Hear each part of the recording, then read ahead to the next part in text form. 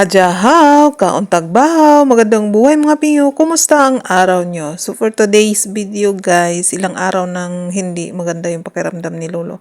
Sumasabay din sa ilang araw ng ulan nga, sobrang ulan dito guys. So mga siguro 5 days ng super ulan dito sa amin. Kaya si Lolo, ayan,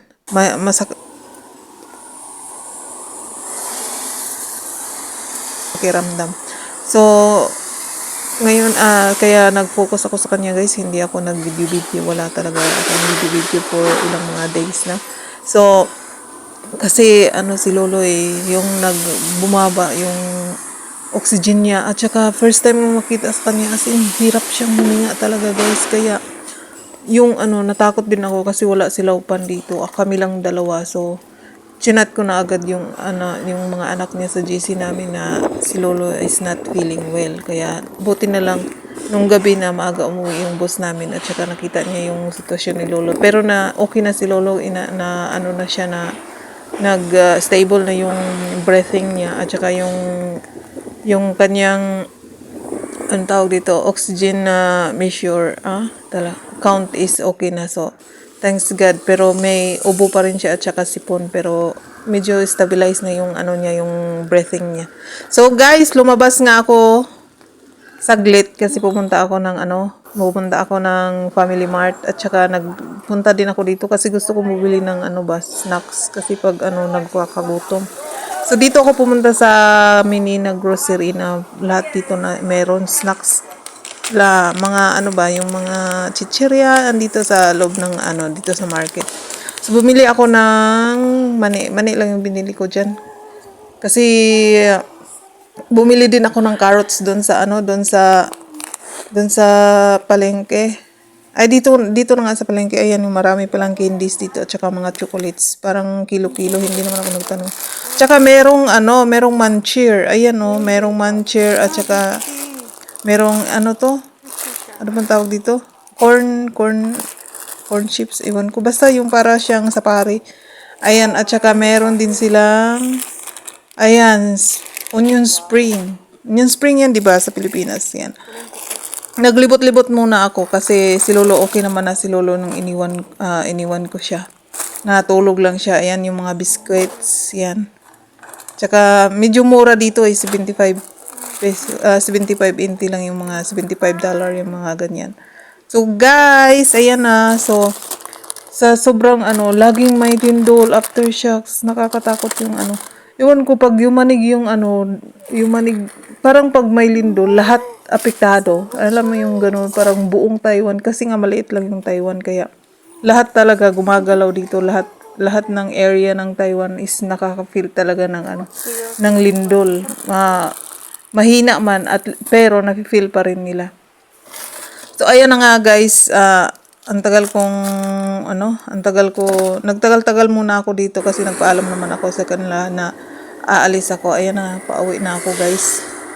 Pag wala ako sa bahay, nakatingin sila sa CCTV, tinitingnan nila si Lolo. Pag wala ako sa bahay, pag kunyari sabihin ko na lalabas muna ako saglit, pupuntang grocery or pupunta akong palengke, pero hindi naman yun lagi-lagi. Pag feel ko lang lumabas, ayan guys, naglakad-lakad ako. Sarap din maglakad-lakad minsan, yung parang nasa loob ka lang ng bahay. Ayan, makikita ka ng mga sasakyan. Yung parang malawak yung paningin mo ba. Tapos, pauwi na nga ako. Pagdating ko nga ng bahay guys, inayos ko na yan, naka-prepare na po yung yung lulutuin ko. So, ayan guys, gulay at saka pritong isda yung lulutuin ko ngayon. Yun lang yung lunch namin ni Bossing at saka pag dinner na rin yan. So, guys, meron pang mga leftover. Nagluto kasi ako kahapon ng tofu. Kaya meron pang leftover. Hindi naman kasi marami yung luluto ko dito. Kunti lang talaga. Yung tama lang namin ubusin ng amo ko. Kasi kami lang naman dalawa eh. Pag yung gulay talaga, si Lolo, dapat may gulay siya. Kaya, yun, ganyan lang. Sabi niya kasi sa akin, bumili siya ng mga lettuce na Yan, lettuce yan eh. Sabi niya, pag instruction si Bossing sa akin na magluto ng mga gulay, kinahawakan niya yung kunyari anong tawag dito, ginger, sabi niya ganito, tapos mag action siya na ganyan, hiwain ko lang na maliit, tapos i-action niya na naigisa ko lang. Minsan naman, pag kunyari gusto niya na blanch lang siya, sabi niya kukuha siya ng kasirola, tapos ipapakita niya sa akin na lagyan ng tubig, papakulo, tapos ilagay na yung ganun lang yung namin kasi pag pero naiintindihan ko na siya pag pag nag-moistra siya ng ganun sa akin. So ang good thing lang naman talaga sa pinagpasalamat ko sa amo ko is hindi talaga siya mapiki sa pagkain ba. Kung ano lang yung meron dyan, yung kakainin niya. Pero pag once naman na maghahanap siya ng sabaw, siya lang yung gagawa ng ng kunting sabaw.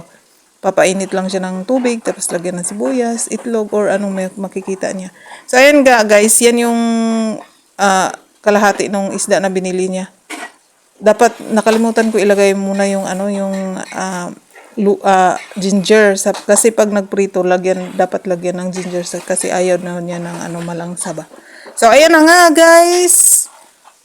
Ito lang yung ganap namin sa bahay ni Lolo kasi dito sa bahay namin ni Lolo Kasi nga maulan, hindi kami pwedeng maglabas-labas. Sobrang ulan as in.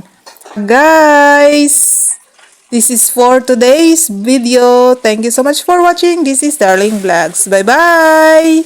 Zaijian! Wo ai ni! Ingat po kayong lahat at saka ingat po kayong nandito sa Taiwan guys. Pray lagi na matapos na yung lindol.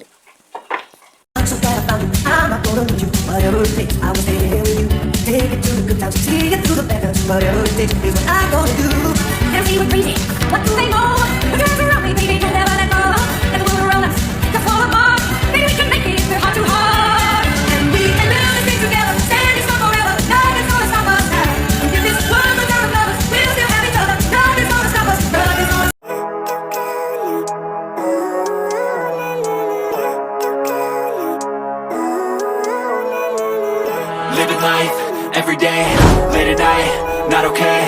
All I want, and I pray, all I need are some better days. Fuck me, I'm looking in the mirror, so foggy, but I've never seen clearer. I don't really think anyone can save me, and honestly I'm not really sure I want saving. I like to be my own worst enemy. There's no risk if you don't try at anything, so I'ma just keep buying everything. See you in the next life, have to be a better me. I don't think that my head's on straight.